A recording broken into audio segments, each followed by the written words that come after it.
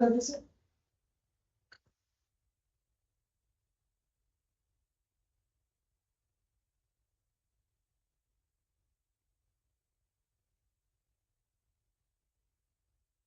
learners, greetings from IIT Guwahati. Now we are in the live session of the MOOCs course, that is Power Plant System Engineering. And by this time we have almost in completion of week 11 modules. So I hope that you have been enjoying this course by going through the video lectures, that is materials, system engineering. And by this time we have almost in completion of week greetings from 11 IIT Guwahati. So I hope that you have been enjoying this course the live session of the video lectures, that is Power Plant System Engineering. And by this time we have almost in completion of week greetings from 11 IIT Guwahati.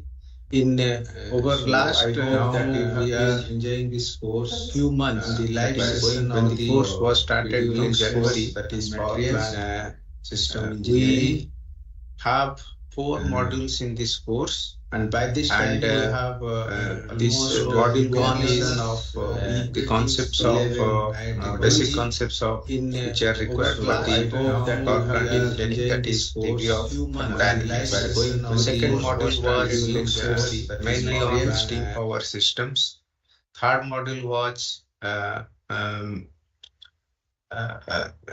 this main was on gas turbines.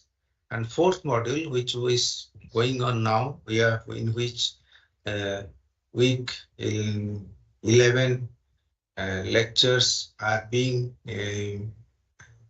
already discharged. So based on that, which covers the renewable energy systems, that part already has been covered. Now, based on the week 11 up to week based on the discussions of module 4 and lecture number 3, I just want to highlight some typographical errors, or we can say it's a calculation mistakes, which I need to emphasize in this lecture. The question was formulated based on the wind turbine, basically energy what we harness from the wind flow. So the it was the solved examples in module 4 and lecture number 3, in which the question was asked that on a certain geographical locations we have wind speed available at 8 meters per second at standard atmospheric conditions, and we are supposed to calculate the power density, maximum power density obtainable from wind turbines, realistic power density for a horizontal axis wind turbine. Fourth one is total power that is produced from a 100-meter turbine wheel diameters, torque and axial thrust when the system is operating at 40 RPM at maximum efficiency. So this question was first based on the fact that what was the solution, previous solutions which were there in the derived lectures, and the present solution is almost same thing, but there are some typo mistakes in which part C of this part B of has to be answered. Part C for this question has to be answered. The first question that was asked, that what is the total power density from the wind stream? That is nothing but half rho VI cube. So VI is known to us, and density we can find out because it's standard atmosphere pressure and temperatures. VI is 8 meters per second. This gives us answer 350 watt per meter square. Maximum power density is nothing but your based on the calculations from the maximum power density expression. You can say it is 8 by 27 rho V IQ. So putting rho and V, we get 186.6 watt per meter square. Third question is that the realistic wind power density to be obtainable from a horizontal axis wind turbines. So for that things, we need to know what should be the typical range of efficiency that we can achieve from the horizontal axis wind turbines. So take a case of these plots, which is a standard plots. Now in these plots, there are many kind of wind turbines that can be used for these applications. But the question was based on a horizontal axis wind turbine. So you try to look for this particular graph. So for this horizontal axis wind turbines, typical value of efficiency is comes to around 0.4. Of course, you can take some plus within some 2% limit, you can change this value. But however, if I take 0.4 as the efficiency, then we can find out that efficiency is 0.4. Now here we have to calculate this power density for a horizontal axis wind turbine based on the total power density, not the maximum power density, because that is the upper limit. So for a given situation, we have to find the total available power density for that thing. So in these equations, so it has to be put as 0.4 into 315. So answer becomes now 126 watt per meter square. So P becomes 126, P by A becomes 126 watt per meter square. So that was the corrections which are made here. Then when I say D is equal to 100 meter, A is equal to pi by 4D square, then the power becomes A times into 126, it becomes 990. So, so instead of our answer, instead of earlier answer 76.6 watt per meter square, now it has become 126 watt per meter square. Power instead of 602 kilowatt, now it becomes 990 kilowatt. Rest of the things has no change because we don't have any number, that power expression that goes enter into here. Torque calculations, maximum torque and maximum force can be used by using these expressions. Maximum torque expression was kilonewton. This is all about the corrections that was has to be that was just an errata for these solved problems. The problem, one can understand this and try to make necessary changes while solving this problem. So this is all about. I want to say thank you for your patience. Dear learners, anybody wants to join?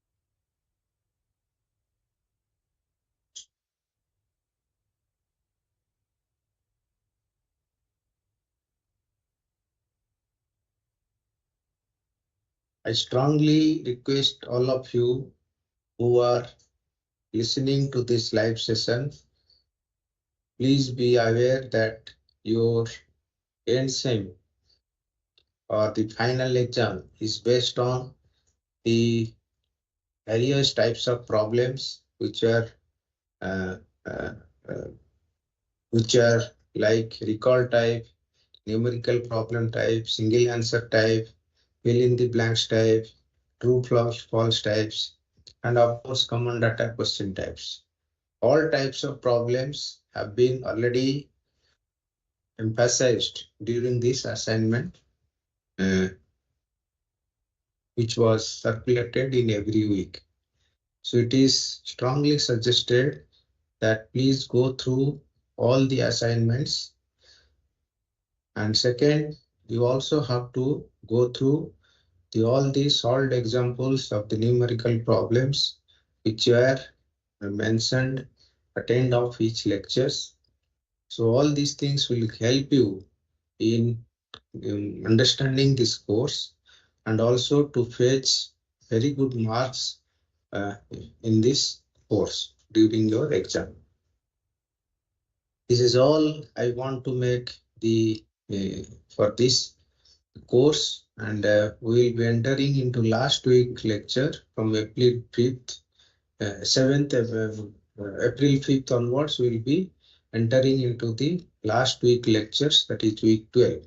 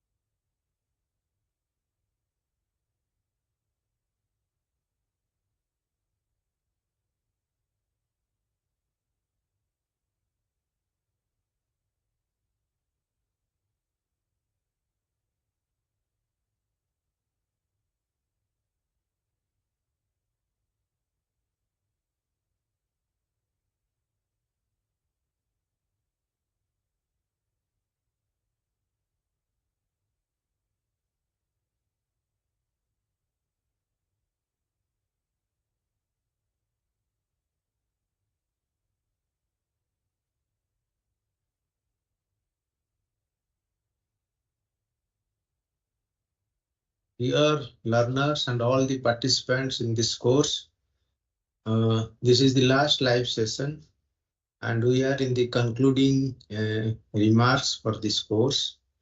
So all in all, we have more than 30 lectures in this course. All these lectures videos are available in this portal. Side by side, all the PPT documents, handouts has already been uploaded in the portals. So all the learners are requested to download these documents. And if you are to learn about more details about this course, some of you would have already registered for this final exams. For them, it is strongly suggested that you should go through all the assignments. We should go through all the solved examples, and this will help you, definitely help you in earning a good score in the final exam. And this final exam will be only online mode, and which covers the standard um, questions based on recall type, based on true false type, numerical problems, multiple choice questions, common data type questions. And we have made our assignments, or we have designed our assignments in such a way that similar types of questions are already available in this assignment portal. So those who, that is the reason I emphasize the fact that you should give more concentration towards the solving problems and assignments. They carry a lot of weightage to get a good score for this course. So I hope you all would have enjoyed this course, and this course would have beneficials for your learning purposes, as well as various credit transfers wherever you are wherever you have registered. So with this very basic notes, I conclude this live session. Also, I conclude this all my lectures. I wish success and do well in the final exam. Thank you for your kind attention and patience.